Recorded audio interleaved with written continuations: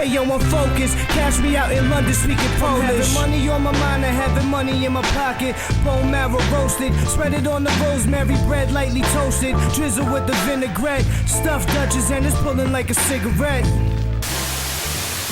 Yo, what's up guys? It's actually been so long. It's been a lifetime. It's been a whole eon, okay? A whole eon.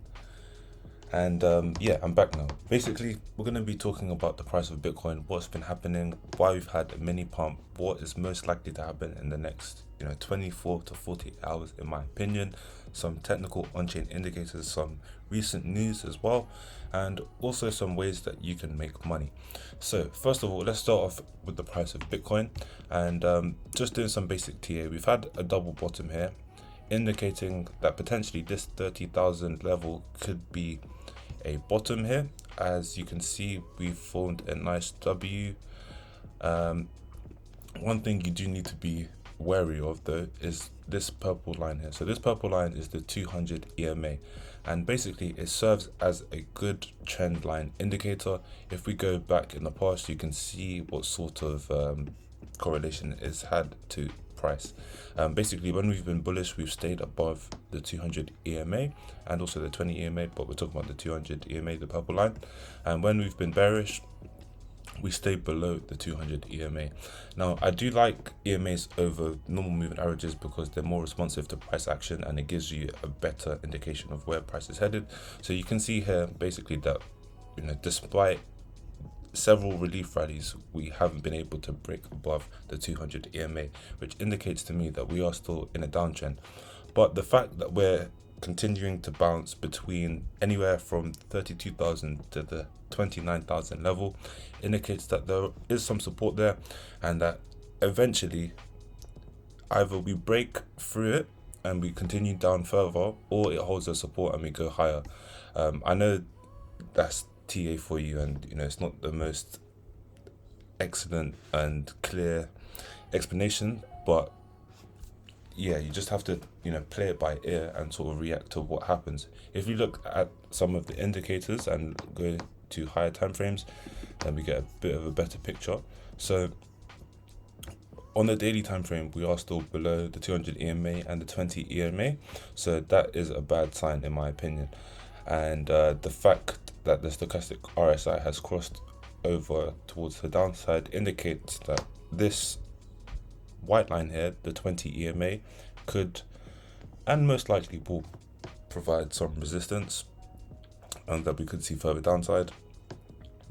If we look at Heikin-Ashi candles as well, so yeah, a lot of indecision. So we could spring upwards, as we are near the bottom, but we're not oversold yet, so there is more room for downside.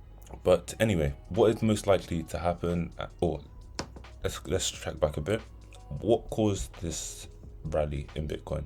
So we have here some articles explaining what's happened in the last few hours.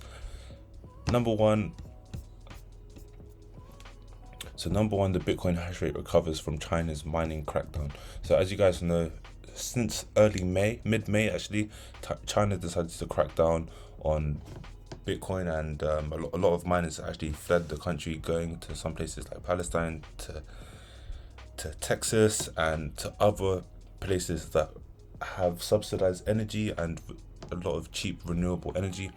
But basically, the Bitcoin hash rate has risen by almost 5% overnight, according to Y charts. So now there's 104 exahashes that's back in the network, indicating a slow recovery from a tough crackdown that China sent many Bitcoin miners offline.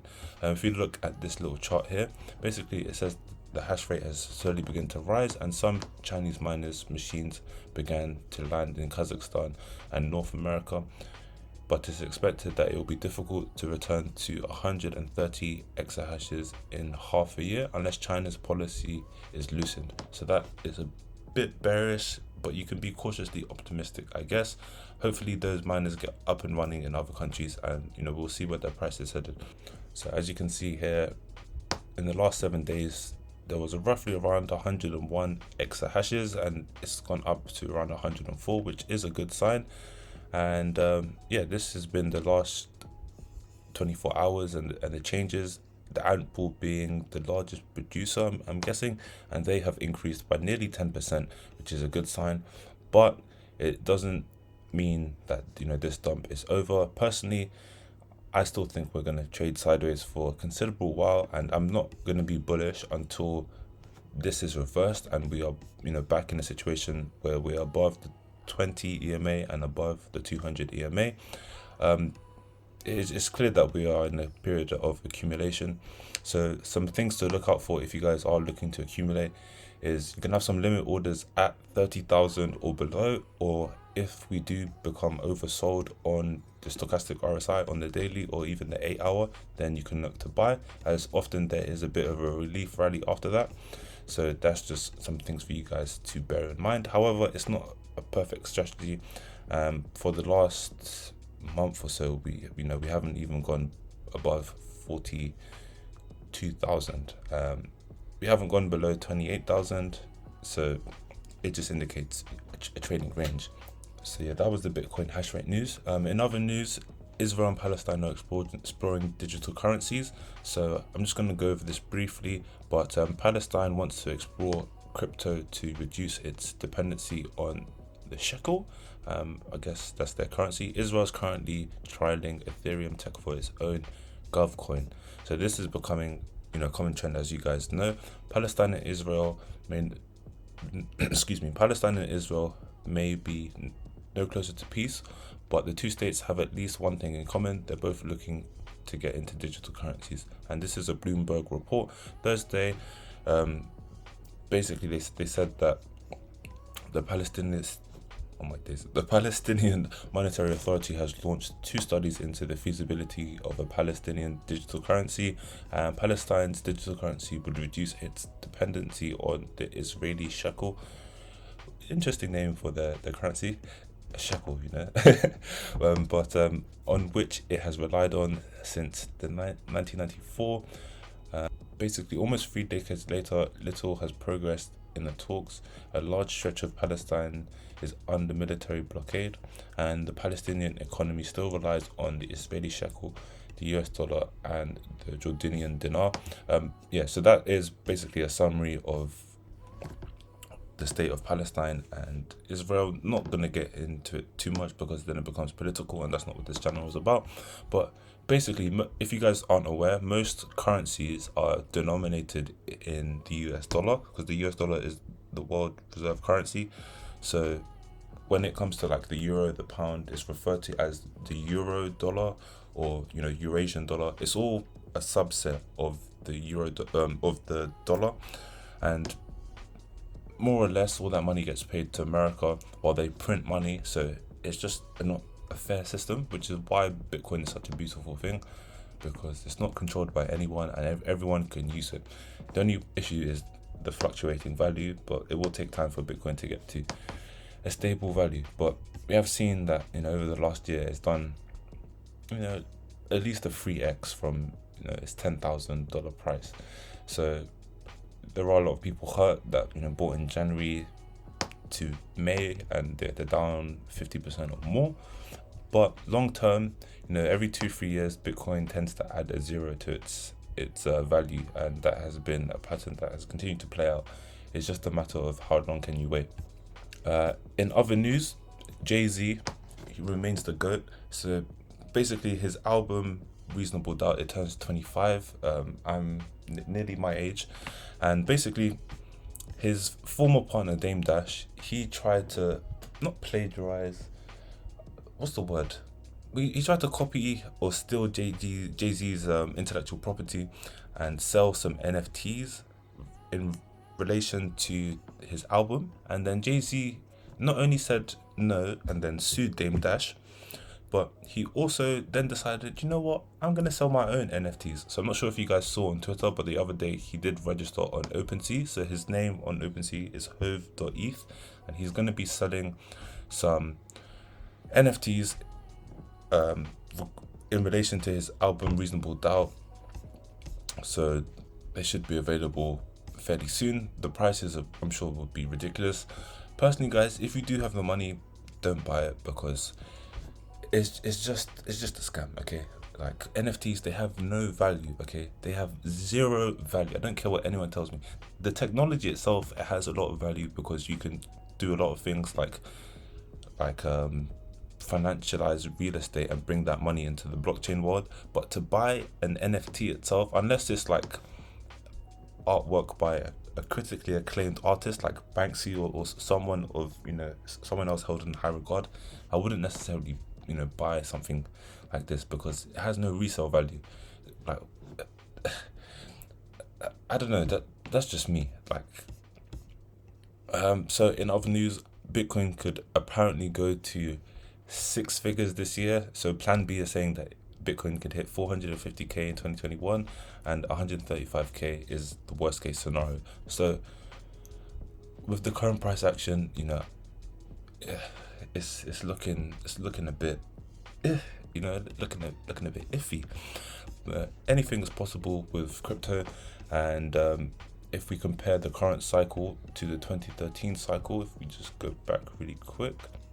So if this fractal was to play out, and you can see, it's you know, maybe possible, but you know, at this point it's just hopium, and I'm not gonna try to tell you guys, oh yeah, this is guaranteed to happen, because this market is so speculative. I thought, oh yeah, I'm gonna have a Ferrari by end of the year.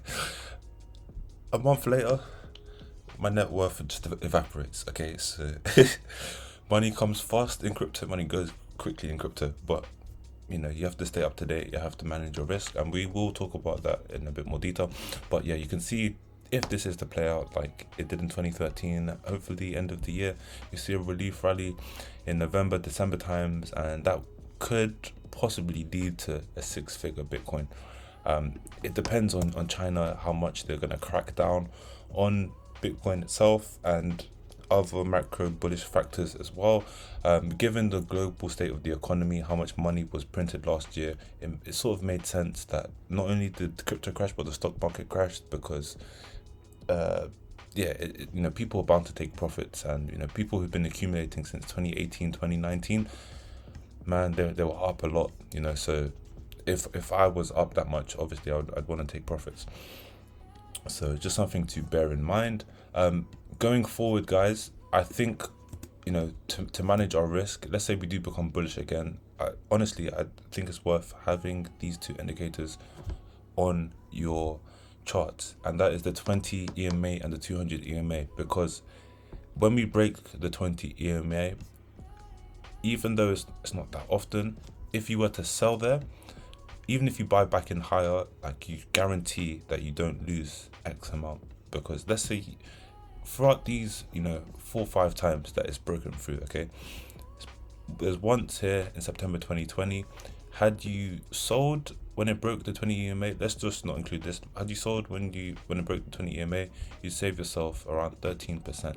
Now here, obviously, you get stopped up for no reason, but you could buy back in.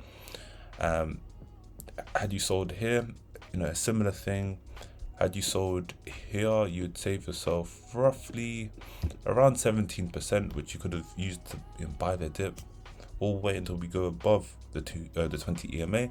You know, a similar thing here, but more or less, you know, you want to be managing your risk, because, you know, here's another instance of you saving yourself potentially another 20%.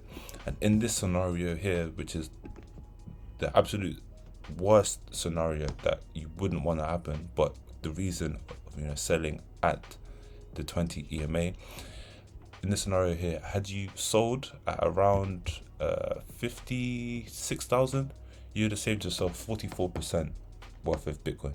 So not only would you have your Bitcoin, you know, at this price, but you could have used that to buy the dip and made yourself a lot more money. So it is something to bear in mind. Or you could use the 200. Or you could use the 200 EMA, which is a bit of a delayed indicator, but does also save you some money as well. Saves you 30% to where we are now, 22% or so. But you can see how this can be a powerful strategy. Yeah, sometimes you do get stopped out for, you know, a silly wick to the downside, but in the long run, you save yourself so much money, and it's something that I'm going to do going forward when we resume bullishness. It's like even here for this mini rally in 2019, like, yes, you would have been stopped out maybe once, twice, 3 times, 4 times within a year or so, but ultimately here and here you would saved yourself your gains, and you would have then looked to maybe DCA back into the market or held until we started to go bullish again. Or I know this is hindsight, but let's say you joined this trend line, could have waited to something like here. And even for this COVID crash as well, like, let's say you bought back in here on the cross of this trend line, and you'd sold here, maybe you got back in, I don't know, potentially you would have saved yourself from having to go through this minus 70% correction in the COVID crash, because obviously hindsight is 2020, but these indicators, in my opinion, are the best thing that you can do to preserve your capital. And it has a proven success rate for itself. It's not perfect by any means, but given how volatile and unpredictable crypto is, something like this, in the event of a black swan event, I would rather continuously lose 5%, 5%, 5%, so that I can save myself 50%, 60%, whatever it is in these situations. And this has happened twice within the space of a year. Okay, so let's say Bitcoin is to go to 100,000 or 6 figures, whatever. I'm 100% certain that exact same thing will happen. So use this at your own risk, or let's say use this at your own discretion, not your own risk. And lastly, guys, QNT. So if you guys haven't been following QNT, which I certainly haven't because I've been a bit depressed, to tell the truth, but basically they've been listed on Coinbase, and we'll go over some of the reasons why they have been so bullish recently. This follows the same principle, in my opinion. The price action is a bit different to what you usually expect from crypto, but the premise of selling below the 20 EMA, I think, also can be used for this cryptocurrency as well. Since last year, since its inception, it's just been going crazy.